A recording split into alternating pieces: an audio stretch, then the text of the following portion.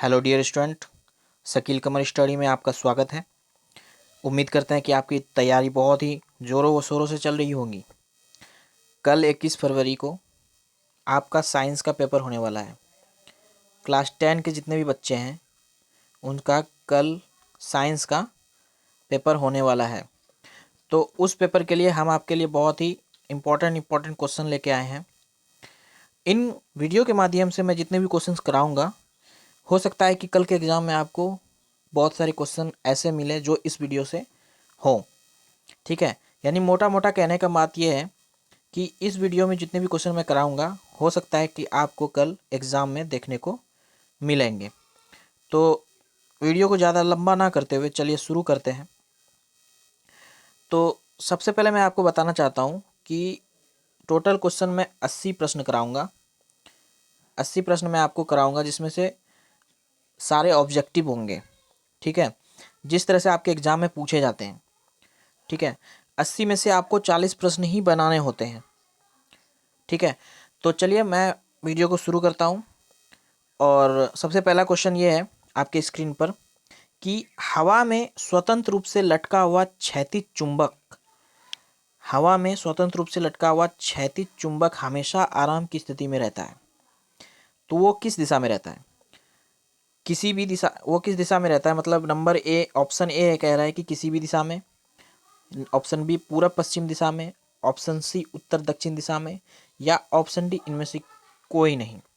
तो इसका सही आंसर हो जाएगा उत्तर सी हो जाएगा सही आंसर, उत्तर दक्षिण दिशा में।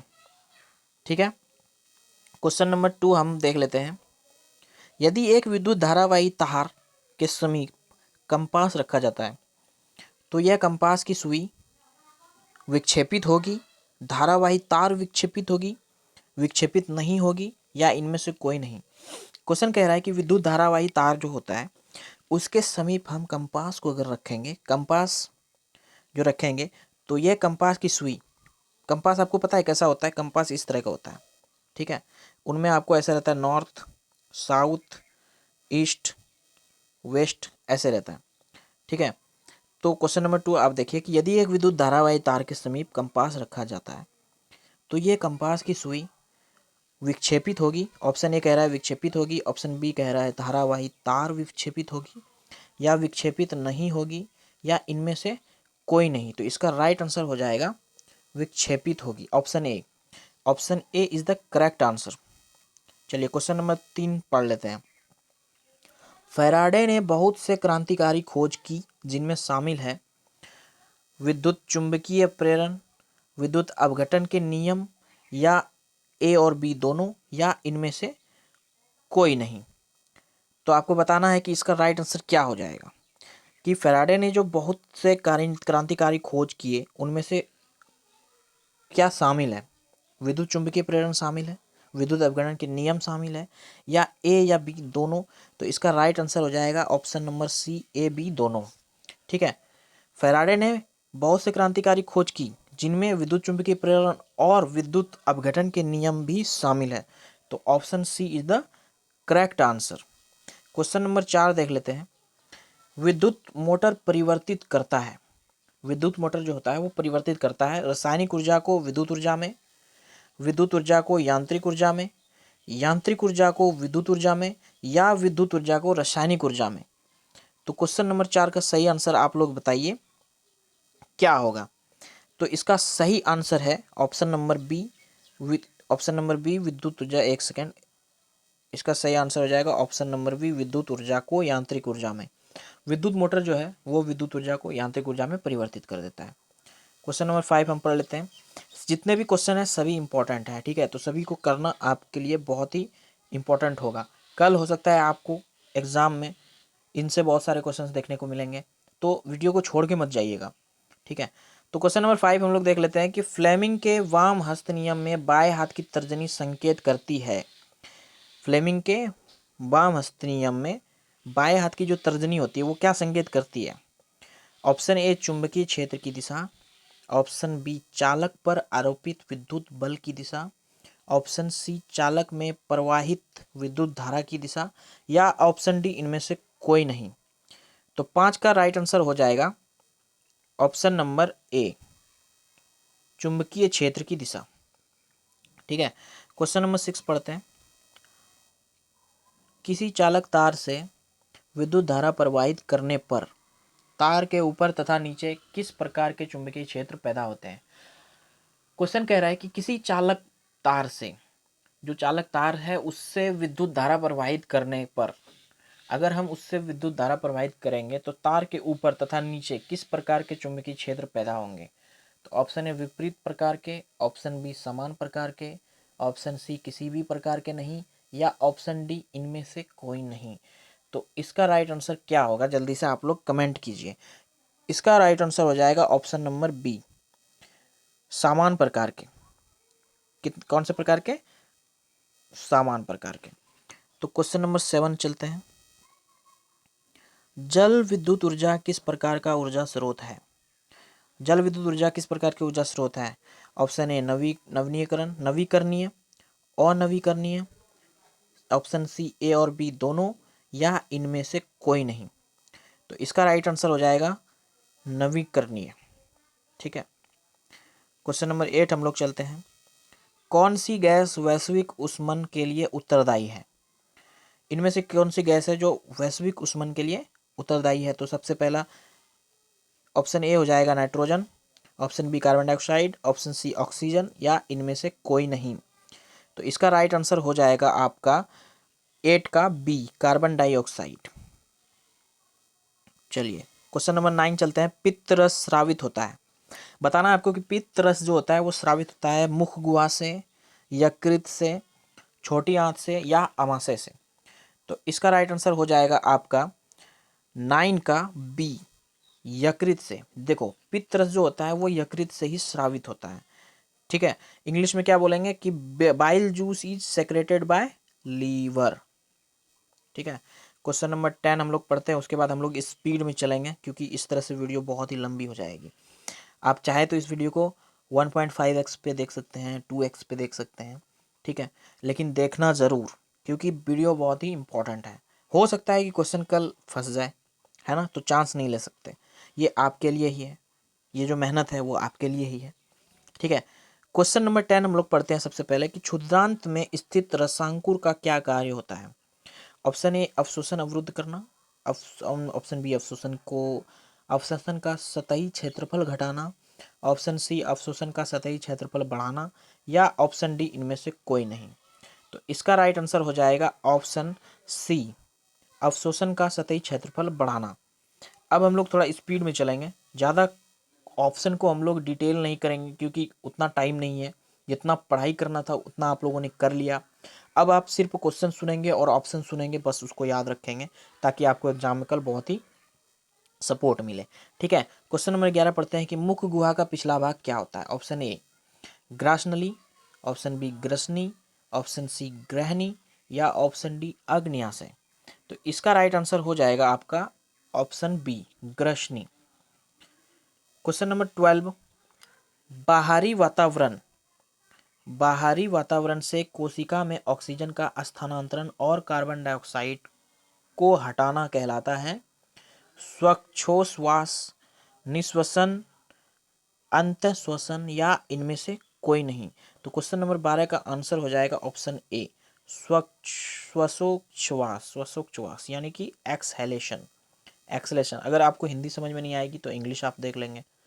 ठीक है, क्वेश्चन नंबर 13 चलते हैं। सॉरी, प्रकाश संश्लेषण में ऑक्सीजन का मूल स्रोत क्या होता है।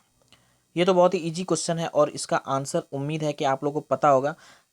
मैं तो बता सकता हूँ कि प्रकाश संश्लेषण में जो ऑक्सीजन का मूल स्रोत होता है वो जल होता है।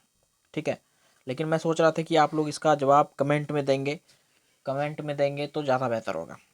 ठीक है, लेकिन फिर भी हमने बता दिया। चले आगे और भी क्वेश्चन आएंगे जिसका जवाब आप कमेंट में दे सकते हो। ठीक है, चलिए क्वेश्चन नंबर 14 हम पढ़ते हैं कि निम्नलिखित में से कोशिका का ऊर्जा मुद्रा के रूप में जाना जाता है एटीपी, डीटीपी, एडीपी, या इनमें से कोई नहीं। ठीक है, तो इसका राइट आंसर हो जाएगा आपका एटीपी। और एटीपी का फुल फॉर्म आप लोगों को कमेंट में बताना है। एटीपी का फुल फॉर्म आप लोगों को और एटीपी का फुल फॉर्म अगर आप लोगों को नहीं पता है तो मैं तो बता ही दूंगा, लेकिन इसका मैं चाहता हूँ कि अगर आप लोगों की तैयारी बहुत ही बढ़िया है तो एटीपी का फुल फॉर्म आप लोग कमेंट में बताइए। ठीक है, तो चलिए नेक्स्ट क्वेश्चन पे चलते हैं। क्वेश्चन नंबर 15 देखते हैं कि पादप में जाइलम उत्तरदायी है, वो भोजन का वहन के लिए, ऑक्सीजन का वहन के लिए, अमीनो अम्ल का वहन के लिए, या जल के वहन के लिए। तो इसका राइट आंसर जो हो जाएगा वो हो जाएगा जल के वहन के लिए। ठीक है, क्वेश्चन नंबर 16 पढ़ते हैं। प्लाज्मा के अलावा रक्त में निम्नलिखित में से क्या पाए जाते हैं? रक्त में प्लाज्मा के अलावा क्या पाए जाते हैं? तो ऑप्शन ए श्वेत रक्त कोशिकाएं यानी व्हाइट ब्लड सेल्स। देखो मैंने इसका फुल फॉर्म आपको बता दिया डब्ल्यूबीसी का, मैं अभी पूछने वाला था। ऑप्शन बी लाल रक्त कोशिकाएं, आरबीसी का चलो बता दो आप लोग कमेंट में। ठीक है, ऑप्शन सी रक्त पट्टिकाणु, ऑप्शन डी इनमें से सभी। तो इसका सही आंसर हो जाएगा आपका कि क्वेश्चन पहले पढ़ लो, प्लाज्मा के अलावा रक्त में निम्नलिखित में से क्या पाए जाते हैं? तो देखो इनमें जो है ना, सबसे पहली बात कि श्वेत रक्त कोशिकाएं भी पाई जाती हैं, लाल रक्त कोशिकाएं भी, और रक्त पट्टिकाणु भी। तो इसका सही आंसर हो जाएगा इनमें से सभी, ऑप्शन नंबर डी। ठीक है, 17 क्वेश्चन नंबर 17 पढ़ लेते हैं कि अम्ल का जलीय विलयन विद्युत का संचालन करता है, क्योंकि अम्ल जल में आयनित होता है, विलय होता है, अविलय होता है, या इनमें से कोई नहीं। अच्छा, आप लोगों को पता है विलय और अविलय क्या होता है? अगर आपको पता है तो आप कमेंट में बताइए। ठीक है, तो इसका आंसर हम लोग देख लेते हैं क्या है। क्वेश्चन ये है कि अम्ल का जलीय विलयन विद्युत का संचालन करता है, क्योंकि अम्ल जल में क्या होते हैं, विलय हो जाते हैं। और विलय किसे कहते हैं, इसको आपको कमेंट में बताना है। ठीक है, तो क्वेश्चन नंबर 17 हो गए। क्वेश्चन नंबर 18 पढ़ लेते हैं। निम्नलिखित में से कौन गंधीय सूचक यानी कि ओल्फैक्टरी इंडिकेटर नहीं है? ये चीज़ ध्यान में रखना आप लोग, यहाँ पे क्या पूछा जा रहा है, नहीं है या है। ठीक है, तो यहाँ पे नहीं है पूछा है, आप लोग है लगा के नहीं आ जाना। तो 18 का हो जाएगा ऑप्शन नंबर सी, वो इसलिए क्योंकि लौंग का तेल भी है और वेनिला भी है। ठीक है, और शकरकंद ही नहीं है, तो इसलिए ऑप्शन नंबर सी 18 का आंसर सही हो जाएगा। बहुत इंपॉर्टेंट क्वेश्चन करवा रहा हूँ, आप लोग ध्यान में रखो और कल फोड़ के आना है आप लोगों को एग्जाम में। ठीक है, तो चलिए 19 नंबर क्वेश्चन क्या कहता है, पढ़ो।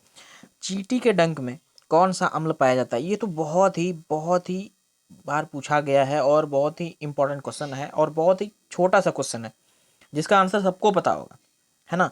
कि इसका जो होता है आंसर ऑप्शन सी हो जाएगा, मेथनोइक अम्ल, है ना। और एसिटिक अम्ल और सिट्रिक अम्ल किस में पाया जाता है, इसका आप लोग कमेंट में जवाब दो।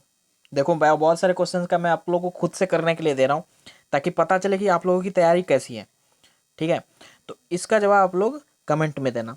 चलो क्वेश्चन नंबर 20 पढ़ लेते हैं कि निम्नांकित में किसको जल में डुबो कर रखते हैं? अब देखो क्या कह रहा है कि किसको हम लोग जल में डुबो कर रखते हैं, श्वेत फास्फोरस को, या लाल फास्फोरस को, या आयोडीन को, या गंधक को। कहा जाए तो इसका आंसर बहुत ही सरल है, लेकिन किसी किसी को इसका क्वेश्चन ही समझ में नहीं आया होगा। ठीक है, कोई बोल रहे होंगे आयोडीन को। क्यों भाई आयोडीन को? इसलिए क्योंकि वो तो हम लोग, कोई सोच रहे होंगे मन में कि हम लोग तो नमक खाते हैं, तो नमक पानी में घुला कर रख देते हैं, गंधक, इसलिए आयोडीन लगाएंगे। लेकिन इसका हो जाएगा श्वेत फास्फोरस को, है ना। इसका आंसर क्या हो जाएगा, श्वेत फास्फोरस, वाइट फास्फोरस। ठीक है, और क्वेश्चन नंबर 21 हम लोग पढ़ लेते हैं कि अयस्क में अशुद्धि के रूप में उपस्थित पदार्थ कहलाते हैं। अयस्क में अशुद्धि के रूप में उपस्थित पदार्थ कहलाते हैं धातामूल है, धातुमल, आधात्री यानी गैंग भी बोलते हैं इसको, खनिज, या इनमें से कोई नहीं। ठीक है, तो इसका आंसर क्या हो जाएगा, सबसे पहले देख लेते हैं। तो 21 का आंसर हो जाएगा आपका आधात्री यानी कि गैंग। ठीक है, क्वेश्चन नंबर 22, निम्नांकित में किस धातु को चाकू से आसानी से काटा जा सकता है? बहुत बार इस क्वेश्चन को पूछा गया है। जब मैं 10th में था, ठीक है, उस टाइम पे भी ये क्वेश्चन आया था, और इस क्वेश्चन का आंसर आप लोग आंख बंद करके दे दोगे, वो होता है सोडियम यानी कि Na। ठीक है, तो चलो अब क्वेश्चन नंबर 22 हो गया, 23 कर लेते हैं। सबसे पहले क्वेश्चन पढ़ते हैं, सोने में कौन सी धातु मिलाकर मिश्र धातु तैयार की जाती है? इसका जवाब आप लोग दो, Fe, Cu, Zn, या Ag। अच्छा, एक चीज़ पूछते हैं, जेड और एफ के बारे में आप लोग कमेंट में बताओ कि क्या होते हैं, ठीक है। और मैं आप लोगों को बताता हूँ कि इसका आंसर क्या हो जाएगा। इसका आंसर हो जाएगा एजी, ठीक है। सोने में कौन सी धातु मिलाकर मिश्र धातु तैयार की जाती है, तो एजी। क्वेश्चन नंबर 24, सिलिकॉन है एक, सिलिकॉन क्या है, अधातु है, धातु है, मिश्र धातु है या उपधातु है। तो सिलिकॉन क्या है, सिलिकॉन एक उपधातु है, ठीक है। ना ही वो धातु है ना ही वो अधातु है।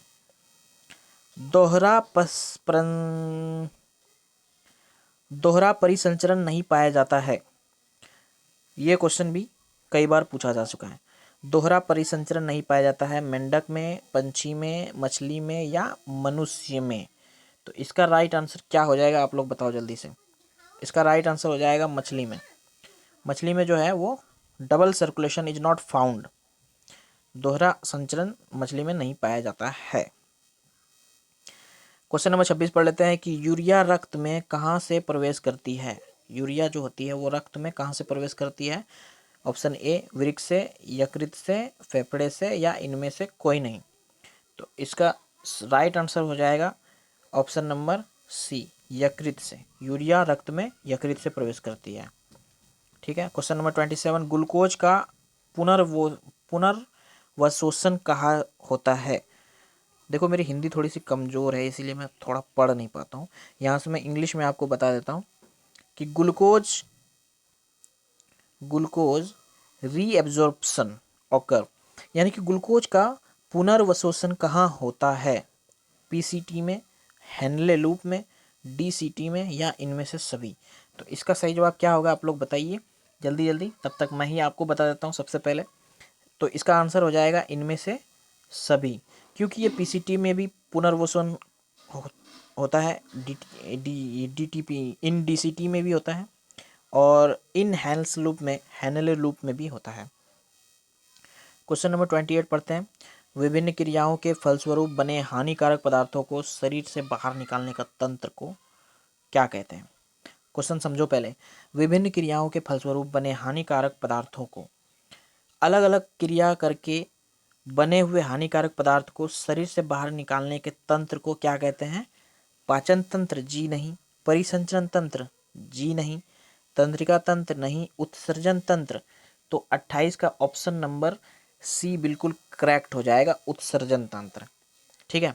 क्वेश्चन नंबर 29, मेरुरज्जु के आघात से क्या हो सकता है। मेरुरज्जु के आघात से यानी कि what can happen due to spinal cord injury. अगर स्पाइनल कॉर्ड इंजरी हो जाए तो उससे क्या हो सकता है, घेंगा हो सकता है, मधुमेह हो सकता है, बौनापन या लकवा हो सकता है। तो 29 का option number D is a correct answer, लकवा।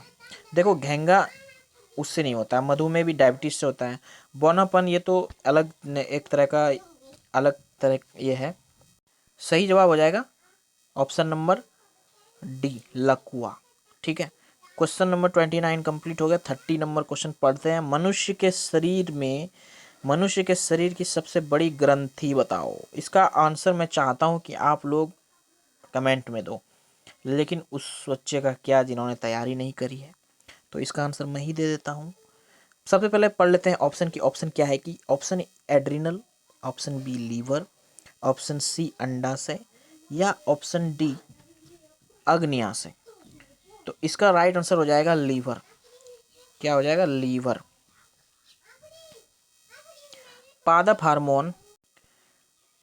हार्मोन कहलाते हैं, प्लांट हार्मोन इज कॉल्ड, यानी पादप हार्मोन क्या कहलाते हैं।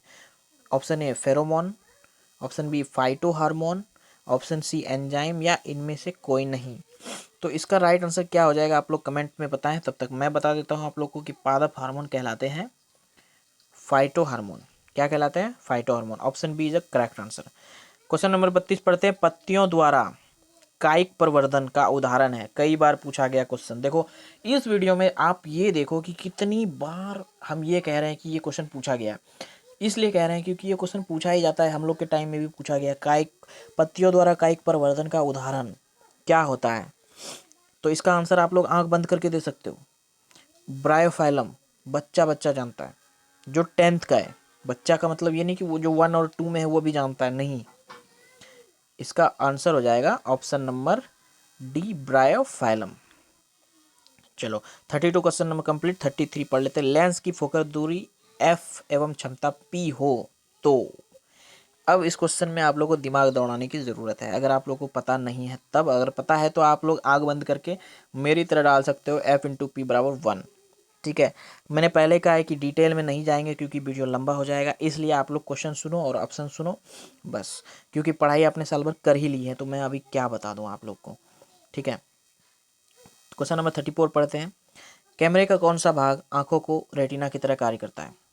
कैमरे का कौन सा भाग आंखों के रेटिना की तरह कार्य करता है? वो द्वारक है, फिल्म है, लेंस है या शटर है?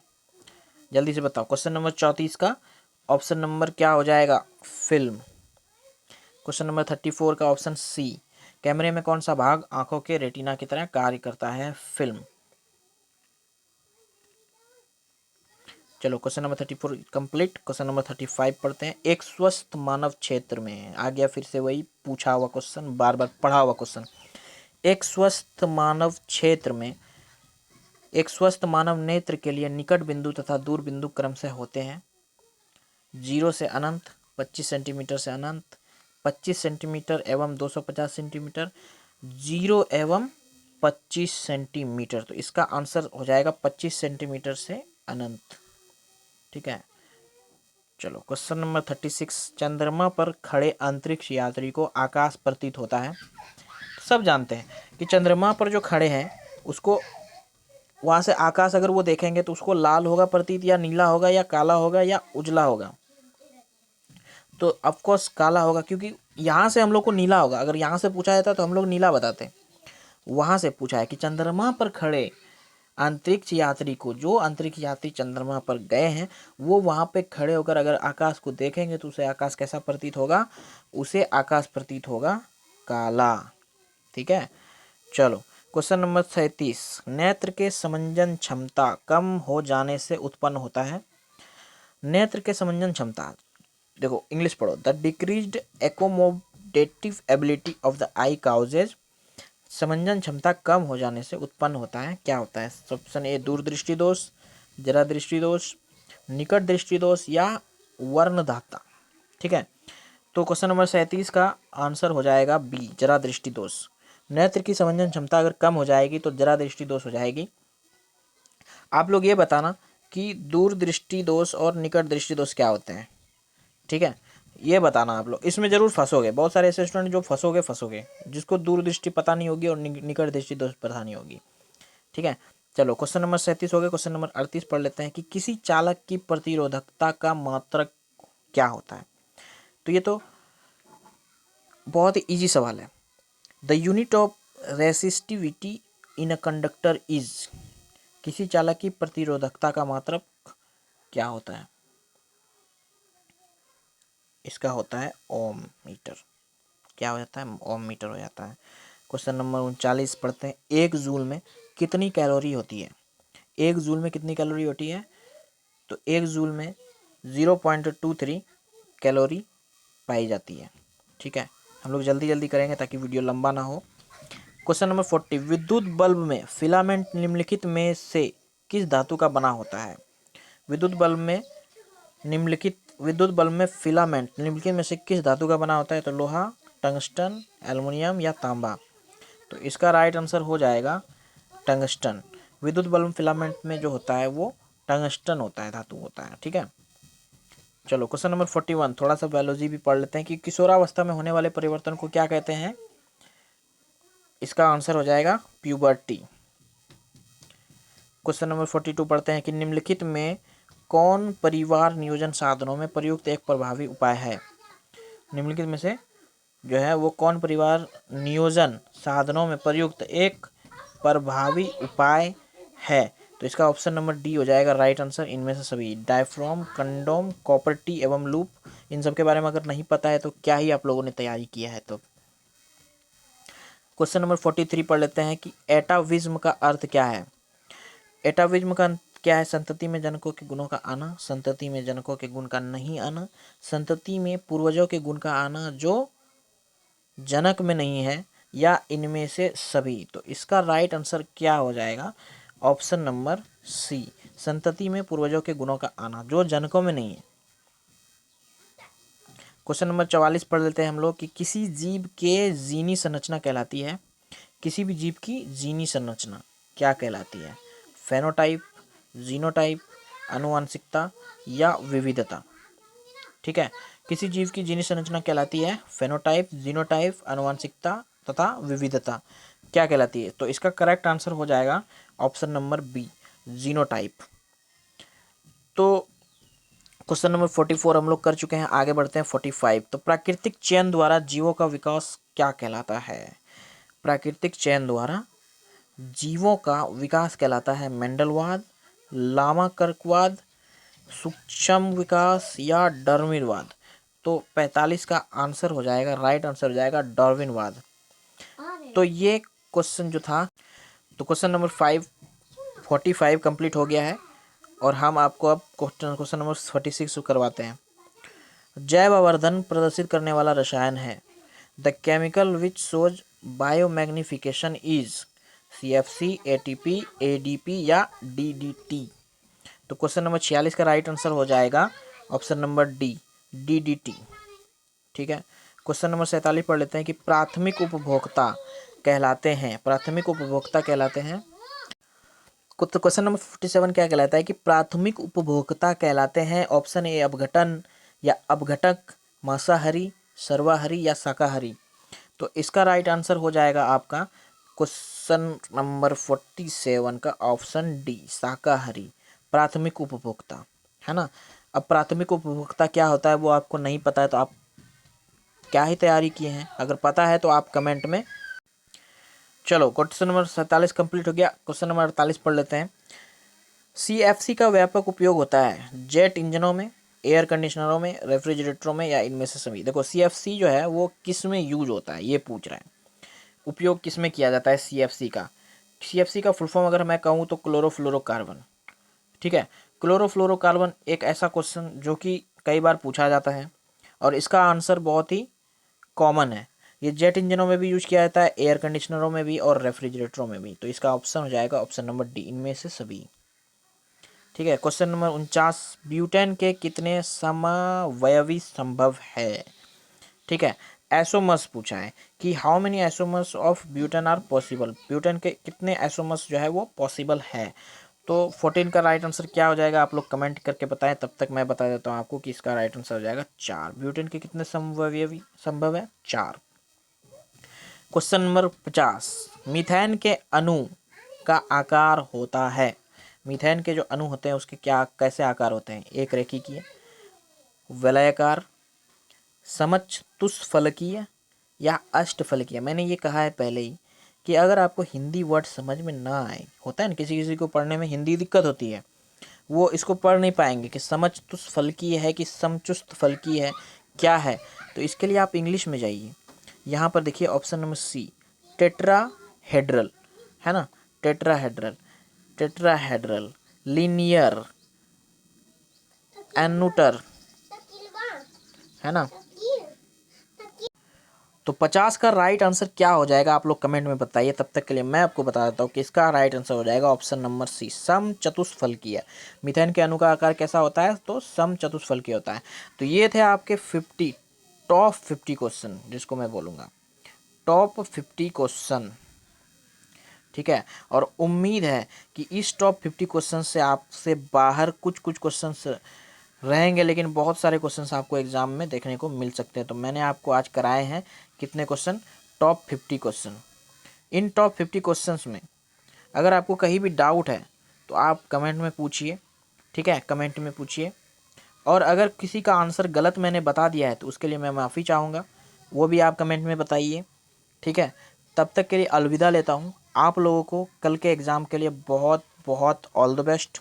आप जाइए और कल के एग्ज़ाम में अच्छा करके आइए और अपने माँ बाप का नाम रोशन करके आइए। और रिजल्ट तो बढ़िया आएगा ही, क्योंकि आपने अभी जो वीडियो किया है इससे बहुत सारे क्वेश्चन कल आपको देखने को मिलेंगे। ठीक है, कल मिलता हूँ आपसे इसी समय में, आपके ही जो क्वेश्चन पेपर होगा उसका रिव्यू लेकर, उसके क्वेश्चन के मैं आंसर बताऊंगा। ठीक है, और आगे के वीडियो पाने के लिए आप मेरे चैनल को सब्सक्राइब कीजिए, लाइक कीजिए वीडियो को और शेयर कीजिए अपने दोस्तों के साथ, ताकि वो भी एग्ज़ाम में अच्छा कर सकें। तो चलिए मिलते हैं नेक्स्ट वीडियो में, तब तक के लिए जय हिंद।